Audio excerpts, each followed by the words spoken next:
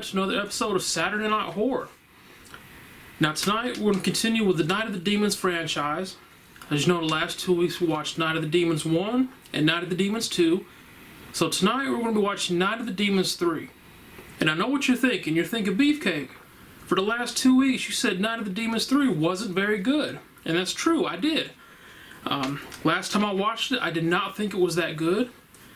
But, you know, I've had so much fun watching the first two these past couple weeks, I figured why not continue with the franchise? Let's watch the last one, let's watch part 3. It's been a while since I've seen it, so maybe I'll have a different opinion about it this time. So I'm actually looking forward to tonight, Night of the Demons 3. As far as cooking goes, I've already explained that situation. People need to stop hoarding groceries, man. Seriously. Stop hoarding all the food.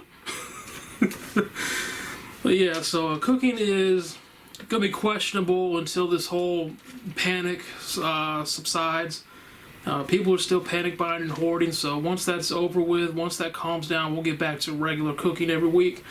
But yeah, Night of the Demons 3, excuse me, released in 1997, had a budget of a little over $5 million. I don't know how much it made in the theaters or if it was even released in the theaters. It might have been direct to video. I think it was. Man, Whole House is still around. This time, instead of having a Halloween party at Whole House, we have a bunch of high school kids who are on the way to the school dance. They decide to stop at a Quickie Mart and get some snacks and use a fake ID to get some beer. Through a bizarre set of circumstances, I'm not going to spoil it for you, they end up one of them kids ends up killing a cop, so they're on the run now. As they're on the run, they notice that one of the other cops has shot the gas tank in their van, so they need somewhere to hide out, and one of them suggests going to Whole House. So basically this movie, these kids are on the run from the law, hiding out at Whole House. And we're going to talk about Whole House in the second part of this video, because I got some questions about Whole House. And of course, if you're at Whole House, you're there with Angela, Queen Demon. So things go from bad to worse for these poor kids. So with that being said, we're going to go out in the front room, we're going to turn on Night of the Demons 3, and we're going to have some fun. So I'll see you out there. Alright everyone, Night of the Demons 3 is done. And first of all, I forgot to record starting the movie. Shadow, one of my cats, has decided to climb back in our laps now, so she was in my lap and I was not gonna go get the camera. I was not moving, so I apologize for that. We didn't get a shot of the living room in the dark, but it was nice having Shadow in my lap again. I missed her. So Night of the Demons 3. At the beginning of this video, I said I may have a different opinion about this film after watching it tonight. I do not. This was just as bad as I remember it being, and there's no other way I can put it. The movie is just not good.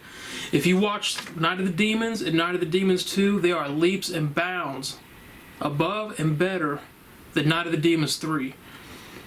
Now I have a bunch of notes here, things I want to talk about in the movie. So going forward, I'm going to have a list of notes with me every week. I've looked back at the last couple episodes of Saturday Night Horror. I did not like how they turned out. I always have a whole lot of things I want to talk about with each one of these movies. And when I get in front of the camera, I completely forget everything until afterwards. So I'm keeping a list of notes as I'm watching the movie. First of all, let's talk about CGI in this movie. The first two didn't really use CGI. They're practical effects. Really good practical effects, I thought. This movie went more towards CGI, and it was bad CGI. The demon's eyes would start glowing red, and it looked absolutely ridiculous the way they did it. It was just horrible. They didn't look intimidating or scary. They looked goofy as hell, and I'm just shaking my head at them like, how's anyone going to be intimidated and scared to death of that? They also had a really bad CGI sequence during the opening credits where you see spirits coming out from the grave and flying and floating into Whole House, and it was just god-awful. They did have some practical effects, but the practical effects they had in this movie were horrible as well.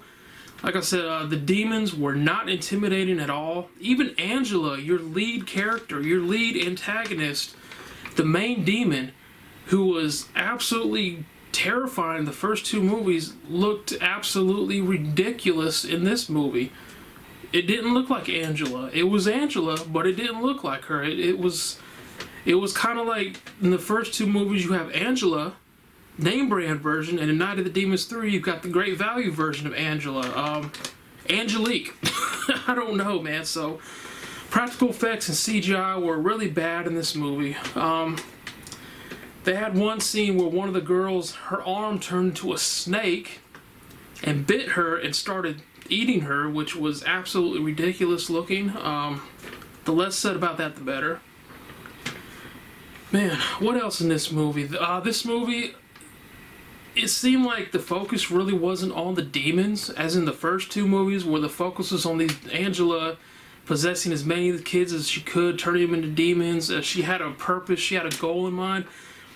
This movie didn't really focus on the demons. Honestly, this movie seemed like it was focused on getting as many sex scenes in the movie as they could. I mean, the kids go to Whole House and they start exploring. Our main wannabe badass and his girlfriend decide that they're going to go upstairs and start screwing right there at the top of the steps. You got other people trying to have sex, and I'm like, it's like they try to cram as much sex as they could into the movie, and the demons were there for. The demons felt like comic relief in this movie, honestly. In a movie called Night of the Demons, where the demons are supposed to be the main source of evil, I felt like they were the comic relief in this movie, and that's not good. That's not what you want. Angela still has the Dr. Claw voice. Where are you going? Happy Halloween. The fart has just begun. Jesus Christ. That's not COVID-19. That's that Dr. Claw scratching your throat up. But yeah, Angela still had that's the only thing that kind of stayed the same about Angela was the Dr. Claw voice, which I thought was cool. It works. As you've seen in the opening scene here, it works. Happy Halloween, bitch. Jesus, I'm not doing that anymore. I said we were going to talk about Whole House. Here's the thing, man. In the first movie, before Angela and the demons even appeared, Whole House was the center of controversy. A lot of serial murders took place there. Then, of course, Angela got there and the whole demonic thing took over. Then in Night of the Demons 2, even more people went to Whole House and were massacred by Angela and her demons. We find out in part 3, Whole House is still there.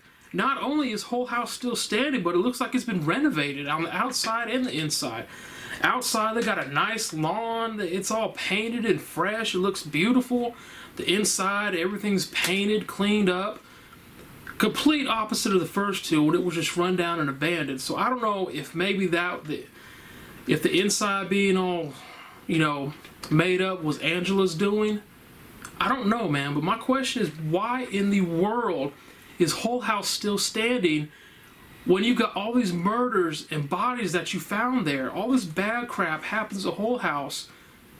Why not tear it down and get rid of it, man? Why is it still standing? That's what I did not get. Oh, man.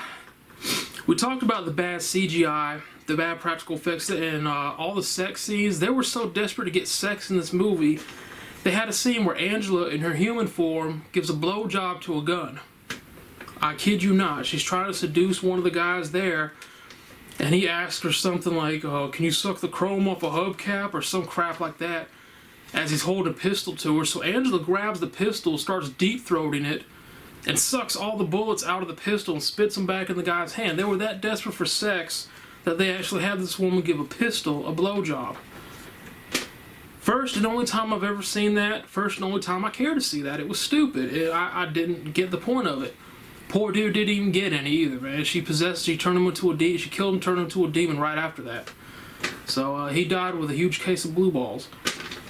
The cast, all but one person in the cast was completely unlikable. I only wanted one person to survive. The rest of them, I wanted to die horrible, horrible deaths. And that's pretty much par for the course with me when it comes to horror films. I always find myself not really liking the cast.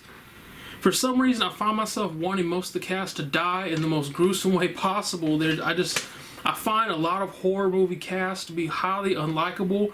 There was one girl in this cast that I really wanted to survive. The rest of them, I could not care less about. I hoped and prayed that they would die and be torn to shreds.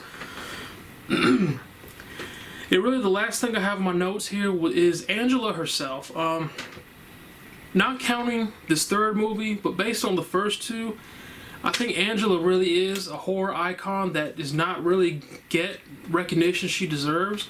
It's a fun, like I said before, this is a really fun franchise. Third one, not so much. We'll base it on the first two. It's a really fun franchise, a really cool concept. Angela is definitely a horror icon in my eyes. Definitely doesn't get the recognition she deserves as a character.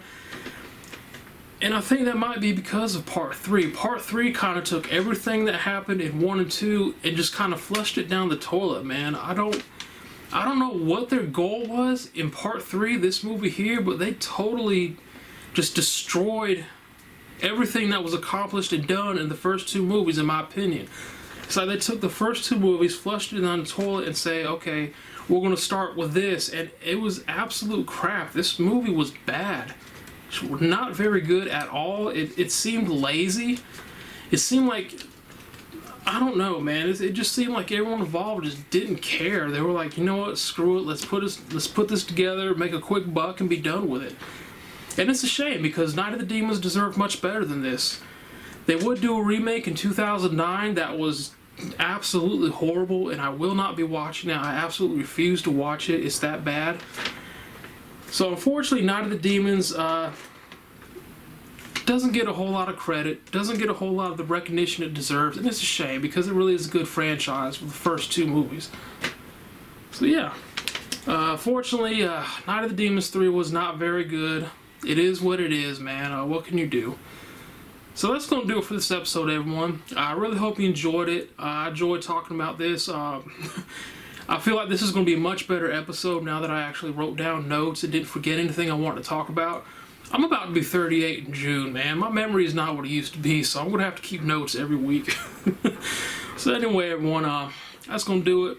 Thank y'all for watching. I appreciate y'all watching.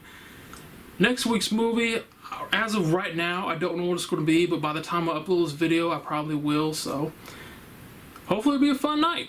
With that being said, I hope y'all have an awesome week, awesome weekend. Y'all be safe. Y'all take care. And I'll see you on the next episode of Saturday Night Horror. Thanks, everyone.